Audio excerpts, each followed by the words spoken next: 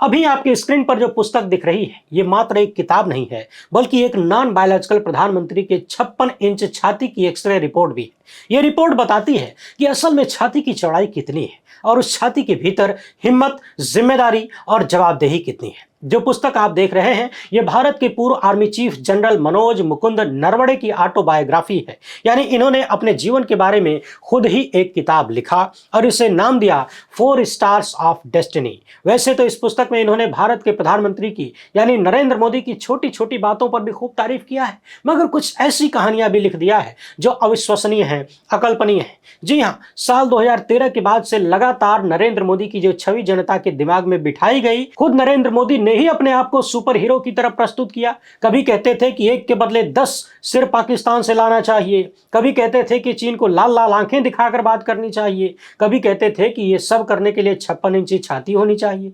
यानी इनके अनुसार पुराने प्रधानमंत्री डॉक्टर मनमोहन सिंह 56 इंच छाती वाले नहीं थे, उनके भीतर हिम्मत की कमी थी, इसलिए पाकिस्तान और चीन को तथा दुनिया को जवाब नहीं दे पाते थे। यानी पूर्व प्रधानमंत्री को कमजोर बताकर नरेंद्र मोदी ने खुद को हीरो टाइप दिखाने की कोशिश की और इन सब में भारत के गोदी मीडिया ने भरपूर साथ दिया और मोदी की ऐसी छवि तैयार की गई कि वो विश्वगुरु हैं, बहुत ताकतवर हैं, झुकने वाले नहीं हैं। हालांकि मीडिया तथा अन्य लोग कहते तो बात अलग होती, लेकिन हुजूर ने खुद ही अपनी तारीफ में कोई कमी नहीं छोड़ा। वो नारा याद है कि नहीं, मैं देश नहीं झुकने दूंगा, मैं देश नहीं बिकने दूंगा। मगर अब सत्ता के 12वें साल में सारी पोल खुल चुकी है और सेना प्रमुख की एक किताब तो कथित रूप से इतना खतरनाक पोल खोल रही है कि बड़े से बड़ा अंधभक्त भी इसे सुनकर थोड़ी देर के लिए चुल्लू भर पानी ढूंढने लग जाएगा। इसी किताब के हवाले से द कारवां ने एक जबरदस्त रिपोर्ट किया है। आपको बता दें कि यह किताब अप्रैल 2024 में ही जनता के बीच आनी थी, आपको मिलनी थी, मगर देश की रक्षा मंत्रालय ने ऐसा होने नहीं दिया। समीक्षा के नाम पर इसके प्रकाशन पर रोक लगा दिया गया।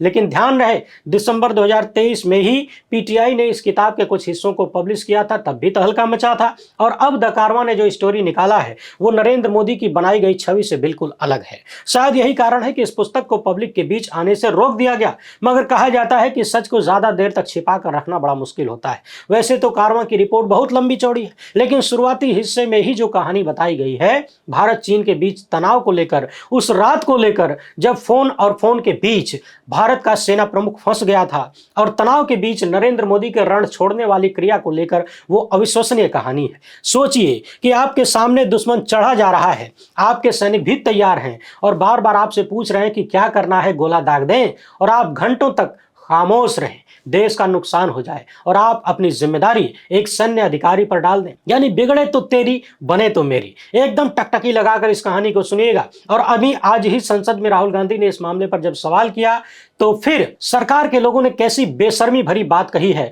उसको भी सुनिएगा। और बजट में सरकार ने रक्षा बजट को 15% बढ़ा दिया है। यहीं से सवाल पैदा होता है कि जब लड़ना ही नहीं है आपको तो फिर रक्षा बजट बढ़ाने का मतलब क्या है? कमीशन खोरी के लिए? वीडियो काफी जबरदस्त होने वाली है, इसलिए आखिर तक देखिएगा। पहली बार है तो चैनल को सब्सक्राइब करके घंटी बजा दीजिए टन से। हर वीडियो को लाइक और शेयर करना आपकी जिम्मेदारी है, क्योंकि ये बातें आपको गोदी मीडिया पर कभी नहीं मिलेंगी। हमारा काम पसंद आता हो तो इस QR कोड या फिर मोबाइल नंबर का प्रयोग करते हुए जो भी हो सके आर्थिक सहयोग भेजने का प्रयास जरूर करें। बहुत बहुत धन्यवाद। अब आगे की जो कहानी मैं आपको बताने जा रहा हूं इसको एक एक शब्द ध्यान से सुनते जाइए और अपने दिमाग में फिल्मांकन करिए। सोचिए कि आपके सामने ये सब कुछ टीवी स्क्रीन पर चल रहा है। कहानी है 31 अगस्त 2020 की, जब देश कोविड की महामारी झेल रहा था। भारतीय सेना की उत्तरी कमान के प्रमुख लेफ्टिनेंट जनरल योगेश जोशी को रात के 8:15 के आसपास एक फोन आता है और उन्हें बताया जाता है कि 4 चीनी टैंक अपनी पैदल सेना के साथ पूर्वी लद्दाख के रेचिन ला की ओर बढ़ रहे थे। ये खबर सुनते ही लेफ्टिनेंट जनरल योगेश जोशी चिंता में पड़ गए। उन्होंने दनादन भारतीय सेना के प्रमुख जनरल मनोज मुकुंद नरवणे यानी MM नरवणे को फोन किया। सेना प्रमुख ने भी इस स्थिति को गंभीरता से लिया। चाइना के टैंक कैलाश पर्वतमाला पर भारतीय चौकियों से कुछ 100 मीटर की दूरी पर थे। कैलाश पर्वतमाला वो रणनीतिक भूक्षेत्र है जिसे भारतीय सेना ने कुछ समय पहले ही चीन की पीपल्स लिबरेशन आर्मी के साथ खतरनाक झड़प में अपने कब्जे में लिया था। बताया जाता है कि इस क्षेत्र का एक एक मीटर एरिया रणनीतिक हिसाब से बहुत महत्वपूर्ण है। यानी 4 टैंक टैंकों के साथ चाइना आर्मी पैदल सेना लेकर आगे बढ़ रही थी। भारत के सैनिकों ने चेतावनी देते हुए एक रोशनी फैलाने वाली गोली भी चलाई, लेकिन चीन की सेना रुकी नहीं, वो आगे बढ़ती रही। इसके बाद भारतीय सेना प्रमुख MM नरवणे ने भारत के राजनीतिक और सुरक्षा संबंधी अन्य लोगों से संपर्क साधना शुरू किया। उन्होंने राष्ट्रीय सुरक्षा सलाहकार अजीत डोवाल को फोन किया, रक्षा मंत्री राजनाथ सिंह से बात किया, chief of defence staff general Bipin Rawat से बात किया और विदेश मंत्री S जयशंकर को भी बताया। बारी बारी से सबको बेचैनी के साथ इन्होंने फोन करना शुरू कर दिया और सबको फोन करके सेना प्रमुख बस यही पूछ रहे थे कि बताइए मेरे लिए क्या आदेश है, मुझे क्या करना है, क्या एक्शन लेना है। हालात तेजी से बिगड़ रहे थे और भारत के सेना प्रमुख को यह मालूम ही नहीं था कि उन्हें करना क्या है। आप कहेंगे कि इसमें तो सेना प्रमुख की गलती है ना, मगर ऐसा नहीं है। सेना प्रमुख सरकार और प्रधानमंत्री के आदेश के बिना कुछ भी नहीं कर सकते, क्योंकि पहले से यह आदेश है कि जब तक हम न कहें, सरकार न कहे, गोलीबारी नहीं होनी चाहिए, गोली नहीं चलनी है। अब याद करिए, रात के 8:15 पर पहला फोन आया था। इसके बाद से सेना प्रमुख, रक्षा मंत्री से लेकर अजीत डोवाल, CDS, विदेश मंत्री सबको फोन करते हैं। लगभग 55 मिनट बाद लेफ्टिनेंट जनरल योगेश जोशी ने फिर से फोन किया, ये पूछने के लिए कि चीनी टैंक लगातार आगे बढ़ रहे हैं साहब, अब तो 1 किलोमीटर से भी कम की दूरी रह गई है, बताइए हमें क्या करना है। यानी जनरल जोशी बार बार सेना प्रमुख को फोन कर रहे थे। सेना प्रमुख ऊपर से आदेश का इंतजार कर रहे थे। इतने में समय हो गया 9:25। सेना प्रमुख नरवणे को नहीं रहा गया, उन्होंने फिर से रक्षा मंत्री राजनाथ सिंह को फोन किया और कहा कि आप हमें साफ साफ निर्देश दीजिए कि हमें करना क्या है। मगर फिर भी रक्षा मंत्री राजनाथ सिंह कोई निर्देश नहीं दे पाए, कहते रहे कि अभी फोन करता हूं। इसी बीच चाइनीज सेना के कमांडर का एक मैसेज आता है और उसने तनाव को कम करने का प्रस्ताव दिया।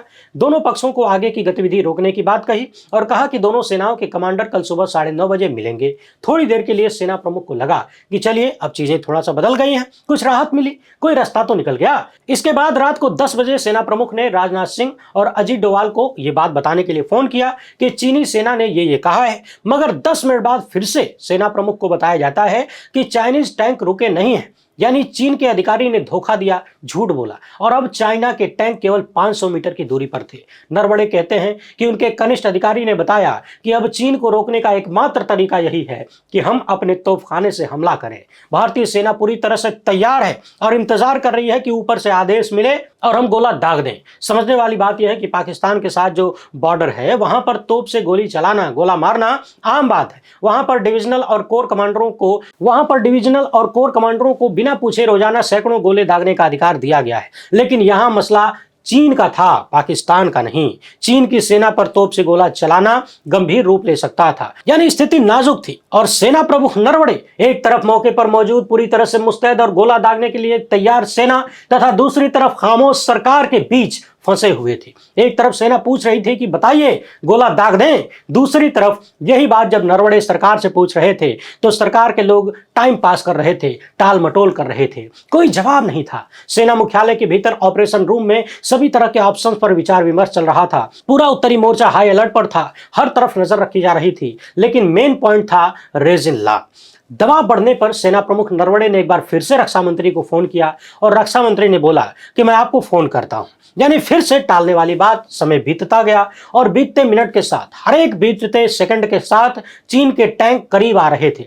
रात के 10:30 बजे रक्षा मंत्री ने दोबारा कॉल किया, पलटकर कॉल किया और कहा कि प्रधानमंत्री नरेंद्र मोदी से मेरी बात हुई है और उनकी तरफ से यह निर्देश है कि जो उचित समझो करो। यानी 8:15 पर पहली बार जानकारी मिली थी कि चीन के टैंक नजदीक आ रहे हैं, हमला हो सकता है। बार बार फोन करने पर 10:30 बजे भारत के रक्षा मंत्री प्रधानमंत्री के हवाले से कहते हैं कि आपका जो मन करे सेना प्रमुख वो करिए।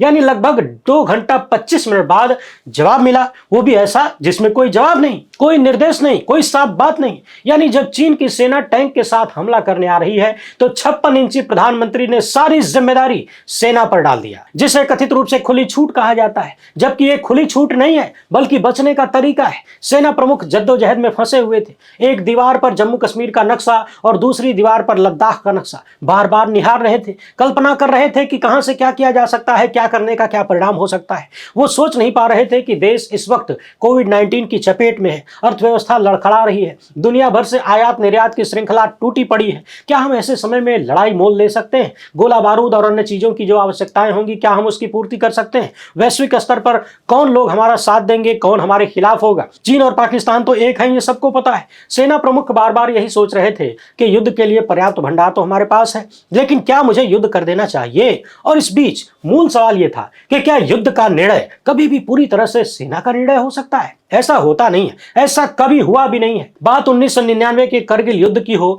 या फिर 1971 के दौरान जब इंदिरा गांधी ने पाकिस्तान के 2 टुकड़े करवा दिए, हर बार जनता द्वारा चुनी गई सरकार ने, लोकतांत्रिक सरकार ने प्रधानमंत्री की अध्यक्षता में फैसले लिए और सेना को निर्देश दिया, स्पष्ट निर्देश दिया गया, यानी सेना युद्ध करने या न करने का फैसला नहीं करती, ये फैसले सरकारें करती हैं। और सरकार की जिम्मेदारी थी, प्रधानमंत्री नरेंद्र मोदी की जिम्मेदारी थी, सुरक्षा समिति की जिम्मेदारी थी कि वो सेना प्रमुख को स्पष्ट निर्देश दे कि क्या करना है। लेकिन अगस्त 2020 में सेना को गोली चलाने की अनुमति नहीं थी और न ही कोई प्रतिबंध था, न कोई सुरक्षा उपाय था, न कोई इमरजेंसी प्लानिंग थी। इतना बड़ा फैसला सेना के सिर पर डाल के प्रधानमंत्री ने अपना पल्ला झाड़ दिया, जबकि भारत की राजनीतिक और आर्थिक स्थिति का आकलन करना, अमेरिका के संभावित राजनयिक समर्थन का मूल्यांकन करना, कोविड-19 के संकट को ध्यान में रखना और चीन तथा पाकिस्तान के संयुक्त सैन्य बलों के जोखिम का आकलन करना सेना प्रमुख का काम नहीं था। यह सब कुछ सरकार द्वारा होना चाहिए था। सरकार में बैठे रक्षा मंत्री, विदेश मंत्री, सुरक्षा सलाहकार और प्रधानमंत्री को करना था।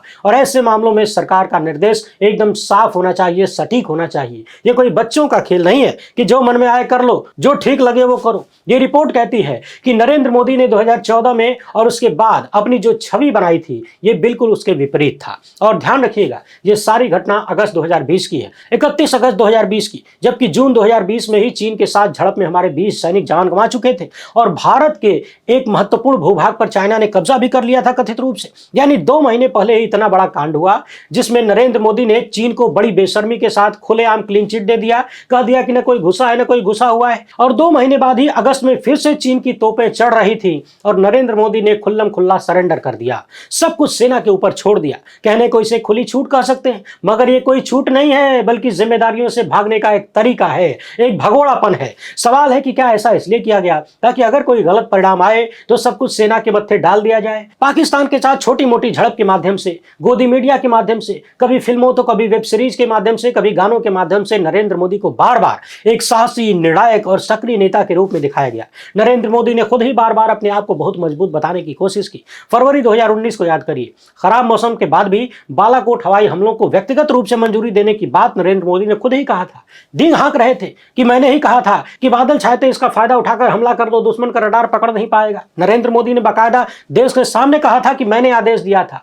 पुलवामा हमले के बाद सैनिकों की शहादत पर किस तरीके से वोटों का कटोरा लेकर निकले थे, ये सब तो आपको याद होगा ही। एक तरफ पैसे के दम पर बनाई गई मजबूत नेता की छवि, दूसरी तरफ सेना के माथे सब कुछ छोड़ देने की घटना, ये दोनों एकदम विपरीत है। एमएम नरवणे दिसंबर 2019 से लेकर अप्रैल 2022 तक सेना प्रमुख थे, यानी मोटा मोटी लगभग 2.5 साल तक इन्होंने देश की सेना को संभाला और उसी दौरान की यह घटना है। इनका कार्यकाल नरेंद्र मोदी के दूसरे कार्यकाल में आया था। उस वक्त देश का माहौल कैसा था आपको पता ही है। जब अनुच्छेद 370 में बदलाव करके जम्मू कश्मीर को आंशिक स्वायत्तता खत्म कर दी गई, एक तरफा निरस्त कर दिया गया था। बालाकोट संकट को मोदी सरकार द्वारा झूठे तरीके से एक जीत के रूप में चित्रित किया गया, जैसे अभी ऑपरेशन सिंदूर को लेकर किया गया। सेना प्रमुख को अग्निपथ योजना से अप्रत्याशित झटका लगा। सैनिकों के लिए एक 4 साल की संविदा योजना लाई गई और बिना सेना प्रमुखों की इच्छा के इसे अचानक से घोषित भी कर दिया गया। आपको याद दिला दें कि साल 2020 में चीन के साथ झड़प में हमारे 20 सैनिक शहीद हुए थे और 1962 के बाद यह पहली बार था जब चीन भारत सीमा पर इस तरह से कोई संघर्ष हुआ हो, इतनी मौतें हुई हो। मई जून के महीने में इतना बड़ा नुकसान होने के बाद भी अगस्त के महीने में ही नरेंद्र मोदी उदासीन थे।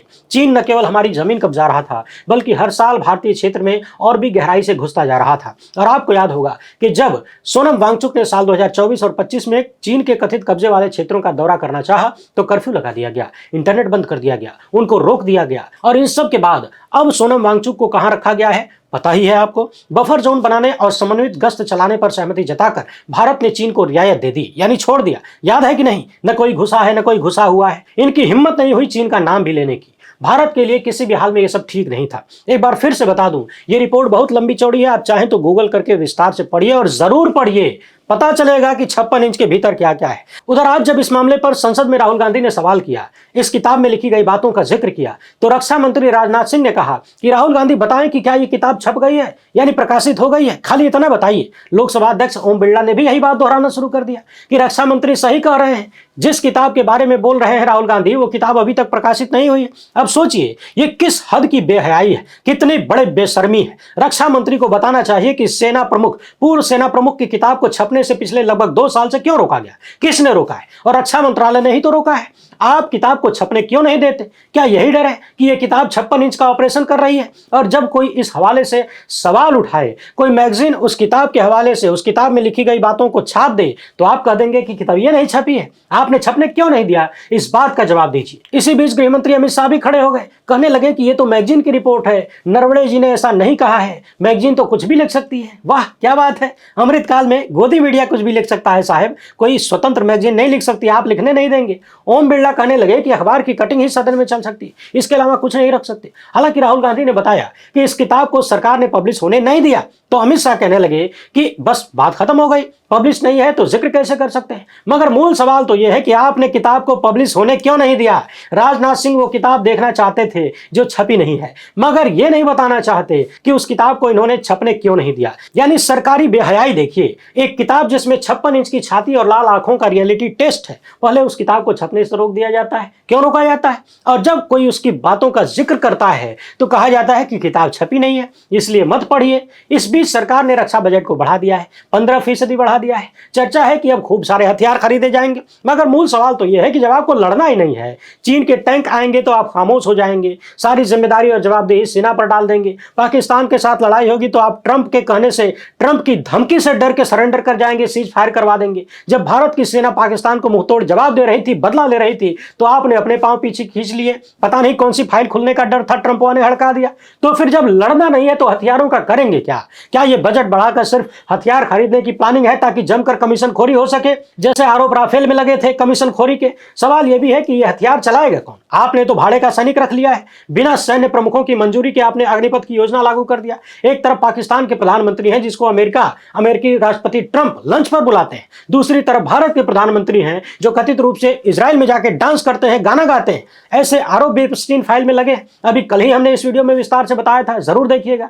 चाइना से लड़ने के लिए, उसे मुंहतोड़ जवाब देने के लिए पूर्व प्रधानमंत्री डॉक्टर मनमोहन सिंह ने जो माउंटेन कॉर्प्स का सिस्टम तैयार किया था, उसको आपने धराशायी कर दिया। आपने अग्निवीर लाकर सेना को कमजोर कर दिया। तो फिर रक्षा बजट बढ़ाकर क्या कमीशन खोरी सेट करने की व्यवस्था बना रहे हैं? चीन किस तरीके से अलग अलग क्षेत्रों में अपनी स्थिति मजबूत कर रहा है, किस तरीके से उसने पाकिस्तान के साथ मिलकर भारत को कमजोर करने का प्रयास किया है, हमारे तमाम पड़ोसी देशों को अपने पक्ष में कर लिया है, ऑपरेशन सिंदूर में खुलकर पाकिस्तान की मदद किया और लगातार भारत पर साइबर हमले कर रहा था। और भारत के प्रधानमंत्री की सारी ताकत केवल विपक्ष के नेताओं को परेशान करने में, उन्हें जेल में भेजने में, विपक्षी पार्टियों को तोड़ने में, पत्रकारों को डराने धमकाने में, हम जैसे लोगों को नोटिस भेजने में और सामाजिक कार्यकर्ताओं को जेल में सड़ाने में। इनसे केवल झूठ बुलवा लीजिए, फर्जी सेकी मरवा लीजिए, चुनाव प्रचार करवा लीजिए और अपने ही देश के मुसलमानों, अल्पसंख्यकों को धमकी देने का काम कह दीजिए। एकदम अव्वल क्लास का करेंगे। संवैधानिक संस्थाओं पर कब्जा करने के लिए कह दीजिए, वो भी कर लेंगे। अपने घर में शेर बनने के लिए कह दीजिए, फिर देखिए ईडी, सीबीआई, इनकम टैक्स और पुलिस से भाजपाई सरकारें